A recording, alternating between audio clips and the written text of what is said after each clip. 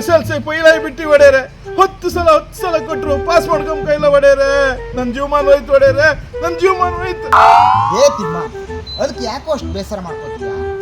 ಗುರಿಯ ನೈದದೊಡೊಮ್ಮೆ ಮರಳಿ ನೀನು ಉಜ್ಜುಗಿಸು. ಹರಯುಕ್ತಿ ಪೆರ್ಚಿಯೋ ದೈವ ಕರುಣಿಸಿಯೋ ಕರುಮರುಣ ಸಂಧಿಸಿಯೋ ಕೈಗೂಡಬಹುದು ಗುರಿ ಹರವೀಡದುಜ್ಜುಗಿಸೋ ಮಂಕುತಿಮ್ಮ. ಲೇ ತಿಮ್ಮ, ಏನಾದ್ರೂ ಅರ್ಥ ಆಯ್ತೇನೋ? ಅಯ್ಯೋ ಹೊಡ್ಯಾರೆ, ನನ್ ತಲೆ ಬಿಸಿ ನಂಗೆ ಪೈಲಾದ ಹರಿಕತಿ ಮಾಡ್ತೀಯಲ್ಲ ಹೊಡ್ಯಾರ ನೀವು. ತಿಮ್ಮ, ನಾನು ಹೇಳೋದನ್ನ ಸ್ವಲ್ಪ ಕೇಳೋ. ಗುರಿಯ ನೈದದೊಡೊಮ್ಮೆ ಮರಳಿ ನೀನು ಉಜ್ಜುಗಿಸು. ಏನಾದ್ರೂ ಒಂದು ಗುರಿ ನಮ್ಮ ಹತ್ರ ಸಾಧ್ಯ ಆಗದಿದ್ದಾಗ ಮರಳಿ ಪ್ರಯತ್ನ ಮಾಡು. ಆಗ ಏನಾಗ್ತದೆ? ಕರಯುಕ್ತಿ ಪೆರ್ಚಿಯೋ. ಕರಯುಕ್ತಿ ಅಂದ್ರೆ ಹೊಡ್ಯಾರೆ, ಕರಂತಿ ಪೆಚ್ಚಿಯೋ ಅಂದ್ರೆ ನಮ್ಮ ಬುದ್ಧಿಶಕ್ತಿಯ ಸಾಹಸದಿಂದ. ಕರಯುಕ್ತಿ ಪೆರ್ಚಿಯೋ ದೈವ ಕರುಣಿಸಿಯೋ. ದೈವ ಅಂದ್ರೆ ಗೊತ್ತಾಯ್ತಲ್ವಾ? ಅದು ದೇವ್ರು ಹೊಡ್ಯಾರೆ. ದೇವ್ರ ಕರುಣಿಸಿಯೋ ಕರ್ಮ ಋಣ ಸಂಧಿಸಿಯೋ. ಕರ್ಮ ಋಣ ಅಂದ್ರೆ ಏನು?